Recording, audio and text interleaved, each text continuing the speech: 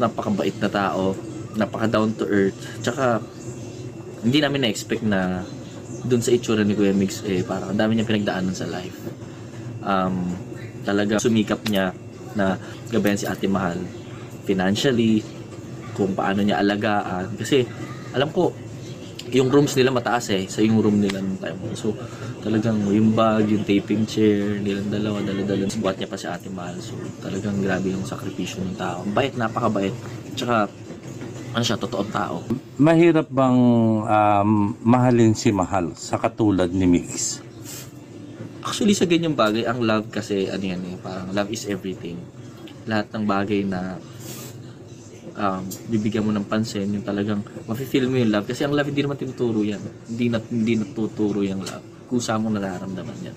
So, kung sa kanila, kung ano man meron sila, happy kami for them. And nakikita naman namin kung paano sila mag-care sa isa't isa. And happy kami kasi parang kung ano yung kailangan ni Ate Mahal na pupunan ni Kuya Mix. Siguro same goes din ni Kuya Mix, kung ano yung kailangan ni Kuya Mix na naibibigay ni Ate Mahal. Mahirap yun mahirap yung chemistry na gano'n.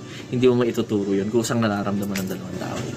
For daw talaga, ano siya, bili ng ganito, bili ng ganyan. So naubos yung pera niya talaga na hindi siya nakakaipon. Pero nung nakasama niya si Kuya Mix, talagang dun siya natuto mag-ipon. Yung budget niya parang nakatabi yung sa pang-family, nakatabi yung para sa personal niya, nakatabi yung para sa savings niya.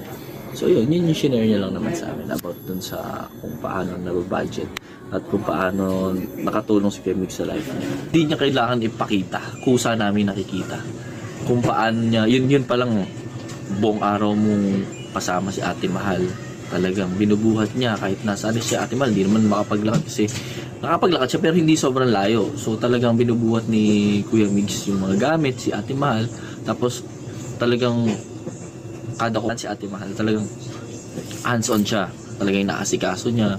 Kaya talagang wala akong masasabi po. Napakabuting tao. Yung tuwing ba nagtitaping kayo, nakikita niyo ba yung kilig moment ng dalawa? Actually, talagang nakikita namin talaga na parang sweet naman nila. Parang peke yung pinapakita niya kay Mahal. Ano masasabi mo?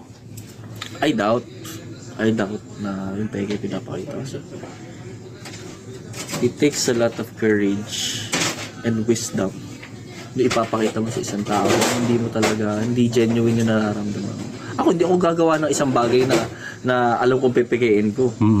Ang sama naman na ugali mo kung ganun yung intention mo sa tao. Pero kung hindi yung ganun, hindi mo makikita mo yun.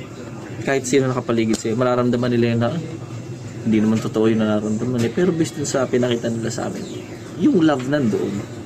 Kung ano man yung status nila, more than friends or talaga importante, makikita mo talaga yung pag-aaruga. Alam mo, Kuya Mix, kilala ka namin. Natutuwa ako kasi nakilala kita and wala kang kailangan patunayan sa iba. Parang kami, kung ano man yung sinasabi ng ibang tao, wala kang dapat patunayan. Yung mga totoong kaibigan mo, yung magpapatunay for you. And tuloy mo lang kung ano yung ginagawa mo ngayon dahil alam namin mabuti kang tao and nandito kami lagi for you. Ako for Ate Mahal, kung nasan ka man ngayon, diba? Sobrang happy ako dahil may nakilala kaming Mix Molino. Ang dami namin natutunan sa kanya. Kahit ganun kami, panay comedy. Pero may part kasi na pag-break namin, usap kami, kwentuhan kami about life. Ano yung mga pinagdaanan namin sa life. Happy ako kasi iti-treasure ko yung mga moments na magkakasama kami. Especially na bubuhay pa si Ate Mahal. Kasi talagang iba talaga. Iba yung bonding namin. Tsaka iba yung Kuya Mix kay Ate Mahal. Ano yung masasabi mo na ang pag-ibig ay walang tinitignan na estado? Walang tinitignan na estado ang pag-ibig. Alam mo, ang pag-ibig kasi marami yan. Pag-ibig sa family, pag-ibig sa kaibigan, pag-ibig sa talagang gustong makasama habang buhay. So, ang pag-ibig kasi hindi mo naman, nagbabago siya. Pero, makikita mo kung totoo ang pag-ibig talaga. Lalo na pag nakikita mo yung dalawang tao, nakakasama mo sila ng matagal. Walang binabasihan na edad, walang binabasihan na itsura, walang binabasihan na kung normal ka ba o hindi, di ba? Lahat yan, kung love mo talaga yung tao, makikita at mararamdaman mo.